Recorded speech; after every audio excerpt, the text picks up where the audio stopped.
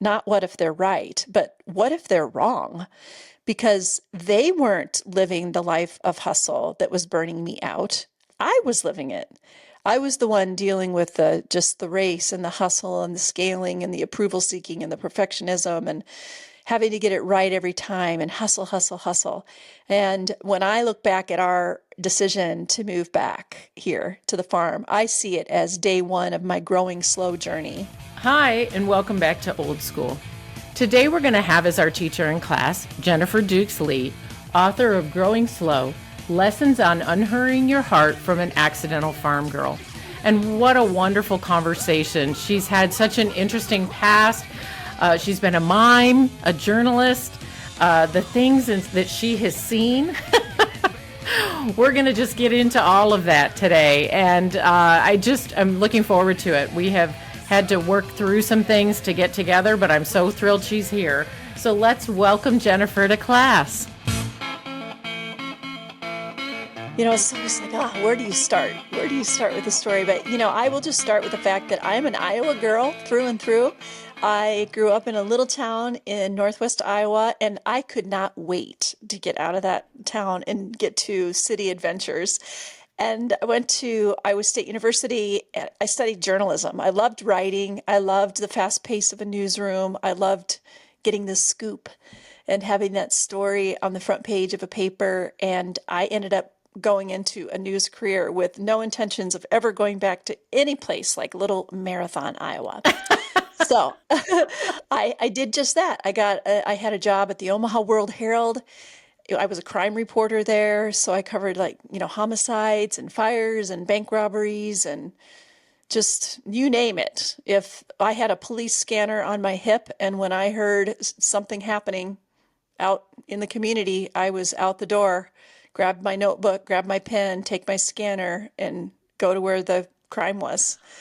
And it was intense. I'm telling you, it was intense. I spent a lot of time, covering gang crime and going on busts with police officers. And I got a murder confession out of a inmate. That's a whole nother story.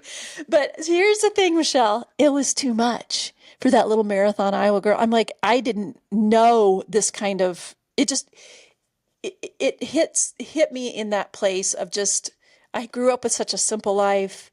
I grew up in a really good place, and I was suddenly encountering so much pain in the world, and it gave me a really jaded view of humanity and what people did to each other. Well, So I actually, so overwhelming to me. So I don't say this to downplay Omaha, but I'm just thinking, if that's how overwhelming Omaha's crime was for you, can you imagine being at that for New York City or Chicago or something like that? I just can't even imagine how overwhelming that is for you. yeah, I mean, it was constant homicides. And, even in a smaller city, it can be pretty intense. I don't know what the crime rate is that now there. I mean, Omaha is a great city. Sure. I don't feel unsafe when I go back to Omaha, just like I go to Chicago and I go to New York and I don't feel unsafe. I mean, most people are generally good. Right. But my point is, I got to thinking people are not generally good. People are generally awful to each other. And I requested an assignment to something a little just calmer. So I ended up covering county government. Talk about calm. And then I covered the city council. And then pretty soon I transferred over to the Des Moines Register. Then I got into covering politics. And Iowa is a great place to cover politics because we have traditionally had the first in the nation caucuses. So I covered the Gore-Bush presidential race, and they were here all the time because they're just constantly in Iowa. It was super exciting. Then 9/11 happened, and I was pregnant at the time, and obviously that rattled the world, and it also rattled me. And it was at a point in my life where I was questioning a lot of things. I was questioning my faith. I was questioning what I wanted to do with my life. I was questioning my purpose. And I was questioning how I was going to be a mom and have this job that had me in the newsroom all the time. And that 9/11 was a perspective shifter for me because it's just one of those moments in your life, a marker where you're like, life is short. We don't know what's going to happen to any of us. And my husband and I decided to move back to the farm. And I quit my job. And remember, I was like never going back to any little town. I didn't go back to a little town. I went back to no town. I went back to, Middle of nowhere. you know, yeah, I live in a county where pigs outnumber people by a significant margin, like 30 to 1, I think is the ratio.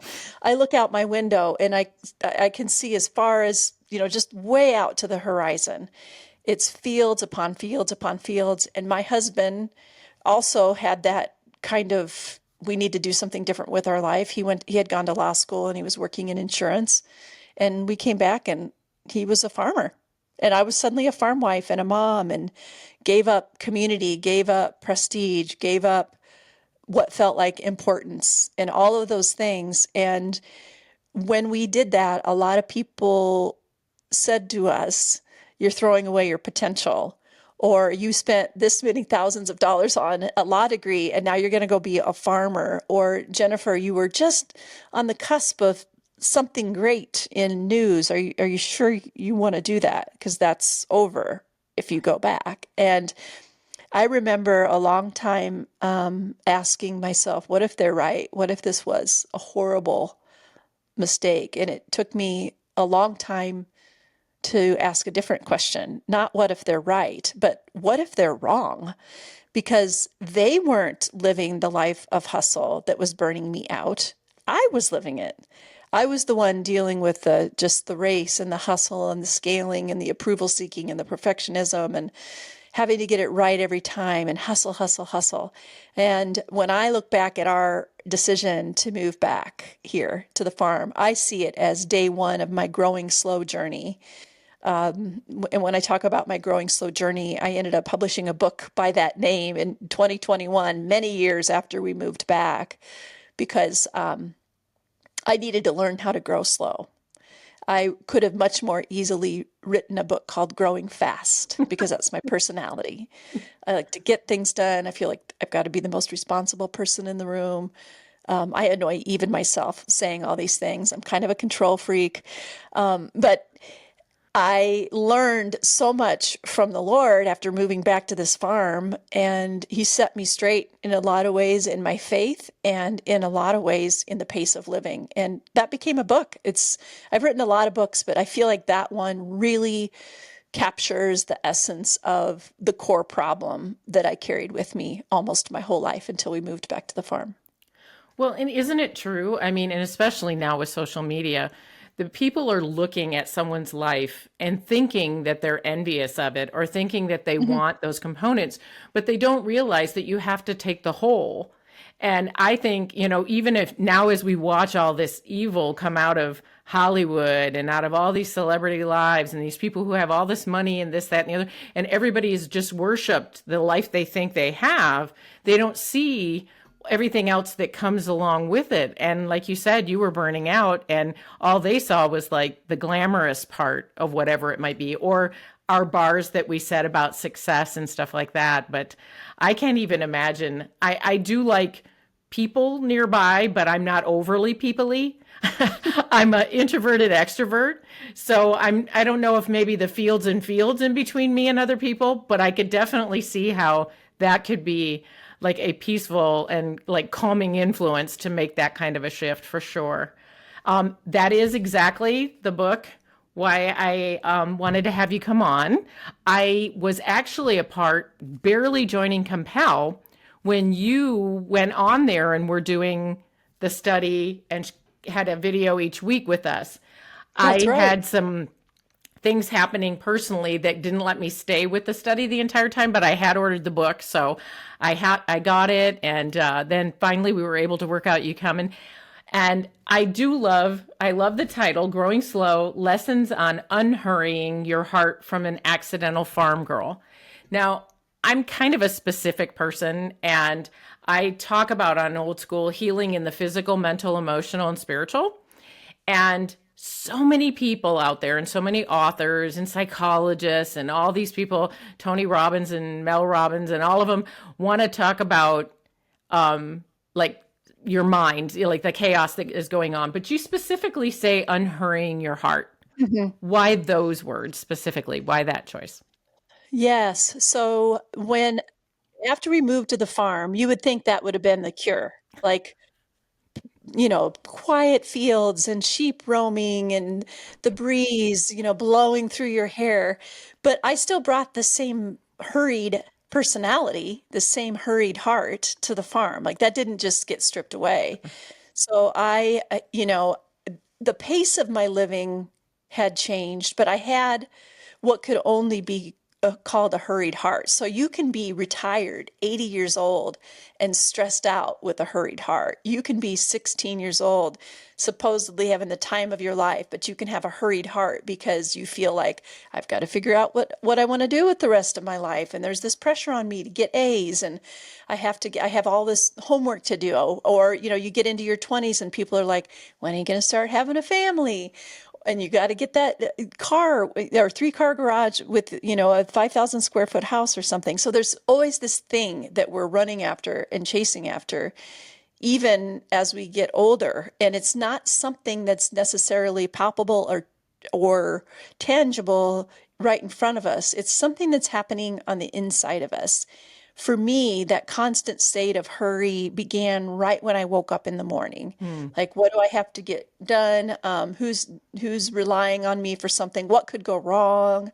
What potential crisis awaits me? So it was this hurried heart is wound up in a lot of, just emotional turmoil and worry and control freakery, feeling like I've got to That's manage our all own the word. yes, I've got to manage all the outcomes and not really give it over to the Lord. So this idea of growing slow, yes, it was about slowing your pace and not being so busy, but it was this interior journey of unhurrying the heart and taking a look at what is happening inside of me, not just around me, not just on my to-do list, but what are the feelings and the concerns and the burdens that I carry in my heart that make me feel hurried and rushed. It's so funny. I just, this year, I've had such a great journey with the Lord, and He's just had revelation after revelation. I feel like I wrote a book, Butterfly Stitches, The Metamorphosis of Healing, and it has to do with the abuse that I have gone through my childhood. And then the second part comes out this fall that is like from the point of meeting my future husband and my eventual divorce and all that. And anyway, the divorce has been over for a while now, and I was going to my doctor for routine lab work. And all the people out there talk about how lab work is weird. You got to have a certain take on it. And I go to a naturopath. And so we were sitting down, and I've gone to her for 20 years. And she has a little chart of how things go. And she had some very specific physical markers that were showing an internal inflammation. And so she knew I had written the book, but she didn't really know a lot of my past. And so I made a comment to her about a couple of things that I thought were maybe impacting my sleep or whatever. And she just kind of cocked her head. And based on these little physical markers goes, you've lived with some level of fear your entire life. And I started an ugly cry that I could not control because there was this part of me, this controlling kind of, I already know it all, that was shocked at the simplicity of it, that of course that makes sense for what I've been through. But at the same token, I was kind of mad at myself because it did seem obvious. But you're right. It's like whatever is happening in that space in our heart, for us to think that it ever separates itself from how our body reacts to that and how it can be a very heart-wrenching situation when we can't stop needing that. We can't stop that rev from the moment we get up, or even when I have it when I wake up in the middle of the night, then that it feels like I'm being chased by a bear. And I'm like, I wasn't even dreaming that I was being chased by a bear. Yeah, you're absolutely right. There are physical implications for this. I ended up in a doctor's office because of it, Michelle. And I had somebody like your friend who said, you're dealing with some level of fear. The doctor was a natural doctor, a functional medicine doctor. I'd gone to my regular PCP, and she's like, "There's just nothing wrong, Jennifer. I just don't. We've taken the tests, but I could not deny that I was having gut issues. I was having headaches. I was having aches and pains. I would even weirdly get little fevers. They were like low grade fevers, but I wasn't actually sick. And this doctor was like, "You are in a hurry. You have a hurried heart. You have hurry sickness." He's like, "This is an inside job, and you will need to do some things on the inside." And I was eating well, I was exercising, I was doing all those things, but it was the stuff, the revved up heart, that gave me a kind of hurry sickness. Well, and it totally impacts all the biomes, as they say. But yeah, I mean, the top 5 toxins in the world, I would listen to a couple of doctors who do cellular healing, and the top 5, well, the number 1 toxin is anxiety. And you can do all the fabulous things for your body and for your health, exercise and all that. But if anxiety is ruling the day and creating that inflammation, our cells aren't processing any of the nutrients or any of the good things. So I believe that. And it is frustrating because if you go the conventional medicine route, and there's a very real purpose for it. I'm not telling people not to go to a conventional doctor, but they are going to say, this is all in your head. Or I can't find, and they're right. They probably can't find a physical reason because they're not trained to look for a emotional cause to a physical situation. Yeah, it was like, it blew my mind that there was even any kind of connection until I actually put some things into place and did what he asked me to do and made some hard decisions. And then I'm like, oh yeah, look at it that. makes a difference. Look at that, how we were created. Well, and we have to try hard to kill ourselves by bad nutrition or bad living. I mean, you look around and people can be 100 pounds overweight and still chugging along and have all these situations.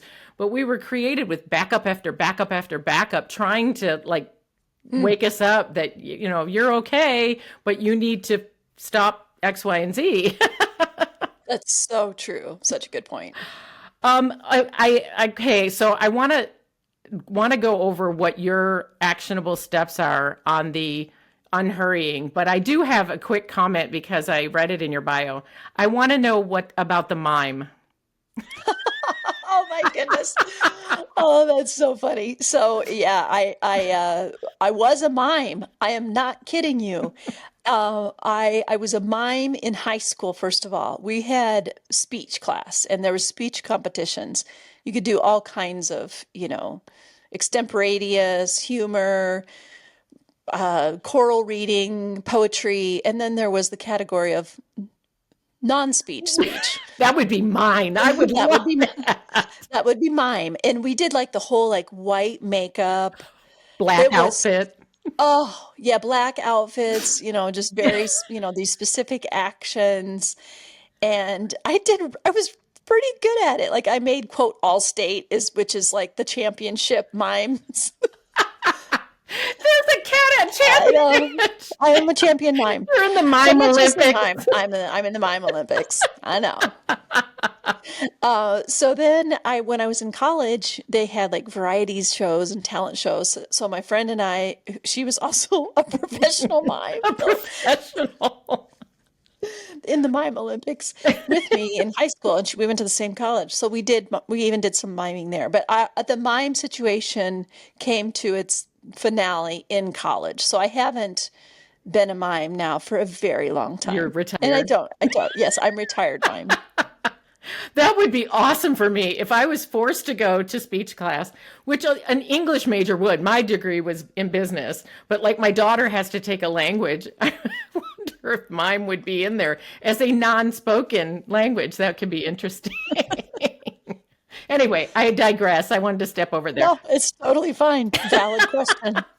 Okay, so I have not read your entire book, but I would like you to talk a little bit about, for you, and what my listeners what the class can get from you in regard to what do we do to start the unhurrying? What are just a couple quick steps? Yeah. So first of all, you do not have to move to a farm. That's okay. Yay. Um, but I do recommend, first, there's a couple things. There's the big philosophy that and mindset shift that you have to address first, and then there's some little things that you can do to support that. So the mindset change is a lot harder because the world is constantly telling us to hustle and scale and move faster.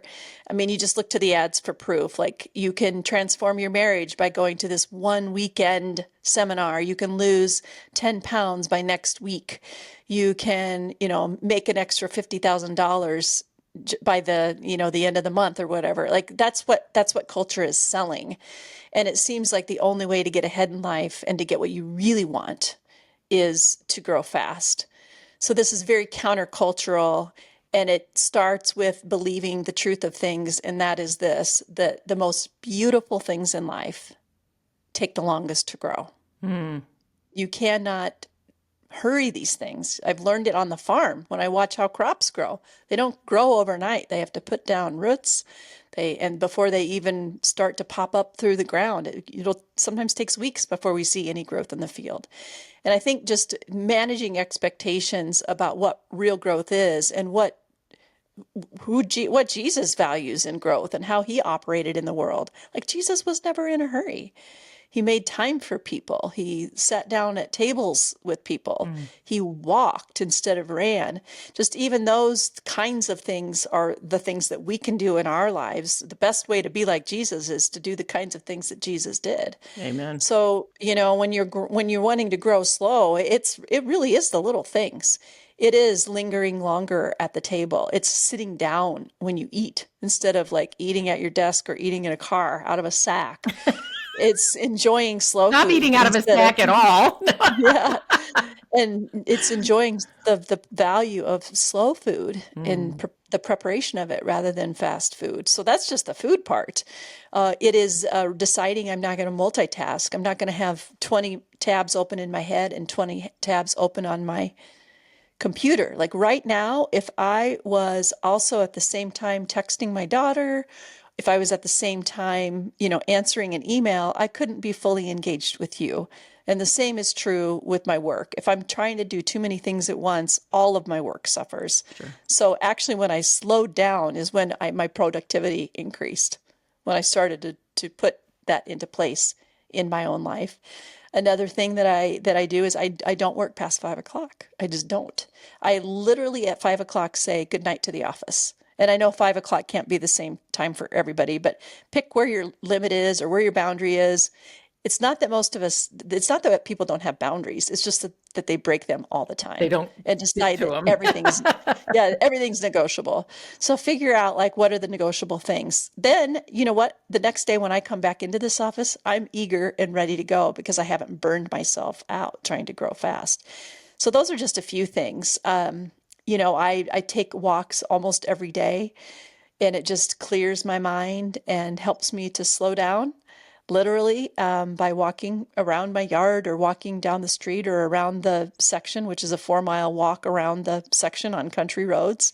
And just, I never go on a slow walk and come back and feel like, wow, that was a waste of time, or now I'm Right. I behind. regret that. It, yeah, it feels good to do those things. So what that looks like for individual people is going to be different, but just think through like your relationships. You cannot hurry and connect at the same time. I couldn't, connect with my kids when I'm trying to rush them out the door. I can't connect with my husband if I'm also like looking at my phone at the same time. Like, you cannot hurry and connect with God at the same time.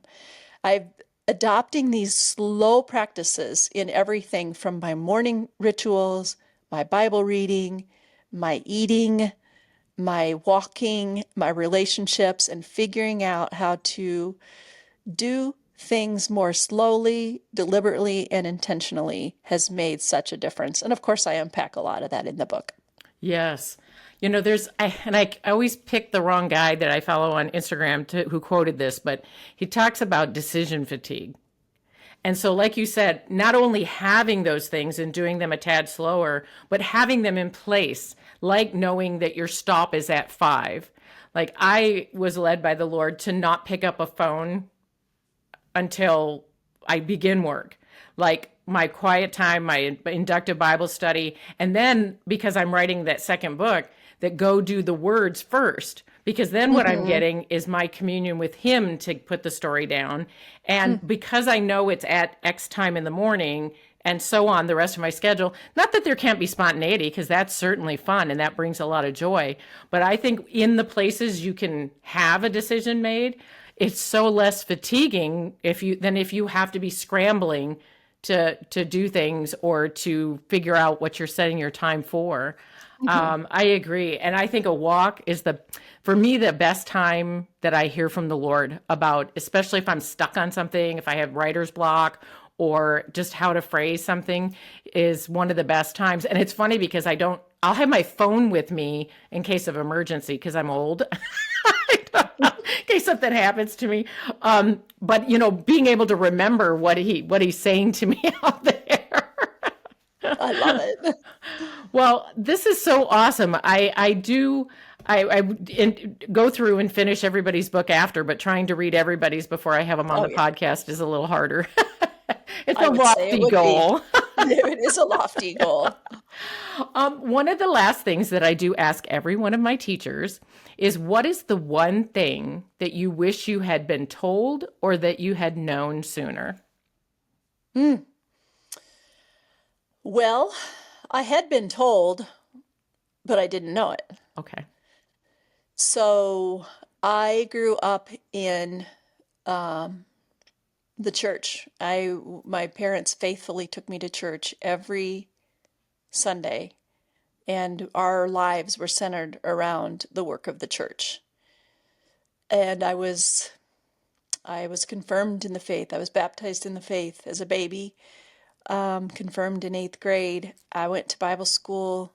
I did all the right things. I was in the little choir, was Mary in the pageant, sat under the teaching of many good pastors. But by the time I hit my teens, I didn't believe the thing I was being told, and that is that Jesus really is the Son of God. I wasn't even sure historically if he was a true figure that walked the earth. So my doubt went that deep. Mm. Some people will say, I didn't know you were an unbeliever, Jennifer. And I'm like, well, I'm not. I wasn't an unbeliever. I was a wanna believer because I wanted very much to believe the thing that I was being told was true. So I just pretended and like I was believing, but at night it was horrible because I just was like, this is it. This is life. I'm just gonna have to make a name for myself and make my mark on the world, and that's it. There's nothing after this. And it was a really miserable way to live. And I think that's part of the reason I threw myself so much into the news business, right? Like I could just numb with productivity and with getting things done and with accolades and all of that. But when the darkness would close in, there came that doubt again. Mm.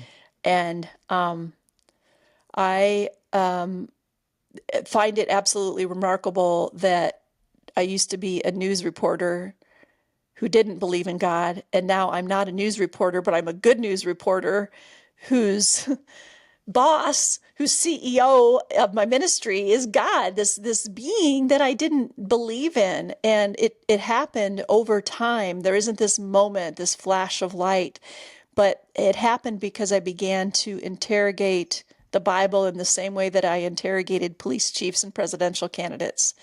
And I found the story to be true. And so honestly, Michele, like when you were asking that question, like this thing that I wish I had known sooner, a lot of times I do wish that I had known sooner that he is real and that he is the Son of God and that he really did die for my sins, that he really did rise up from a grave, that I really do have a place in heaven with him. But then on the other hand, once you get a little further down the road in your life, you look back and realize because of that pain that I had with my doubt, now I get to help people who are experiencing the very same thing. So what felt like a curse actually became, in a weird way, a blessing. So I trust that God's timing on all of that worked for his benefit because now I have these years of doubt from which to draw and from which to encourage other people who are going through the same thing I went through back then. And It's interesting, but I would guess, wouldn't know percentages, but so many people are in the same place. There are so Yeah. many people who belong, they said their family, they grew up in church. Well, that Hmm. doesn't make you a Christian. I have former pastor who used to say, you can go out and sit in the garage, but it doesn't make you a car. Right. So many people probably walk that, but the way the community is around you is you don't say that out loud, Hmm. because then That's everybody's what I like, felt. oh, you know.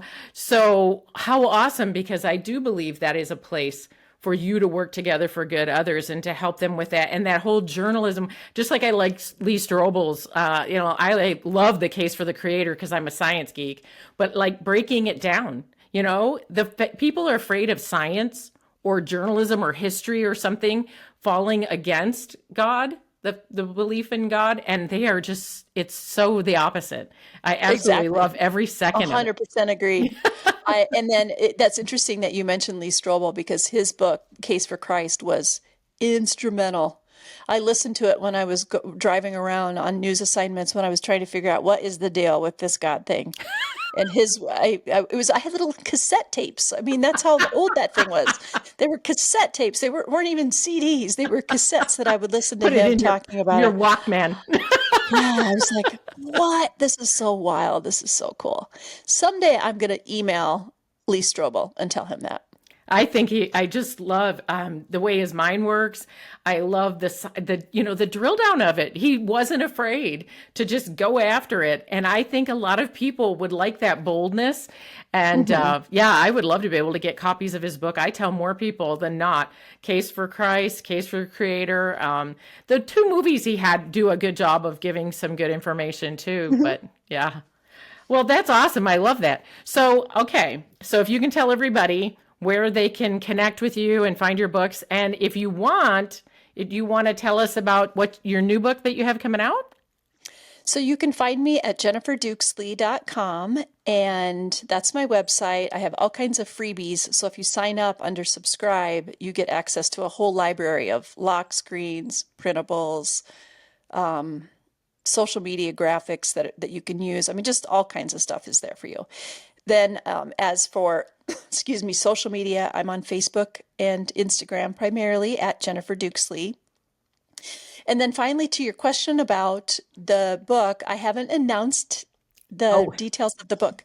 I will announce it, the title and the cover and all those things sometime this summer. And I usually tell my subscribers first, so you can be the first to know about the book when you subscribe.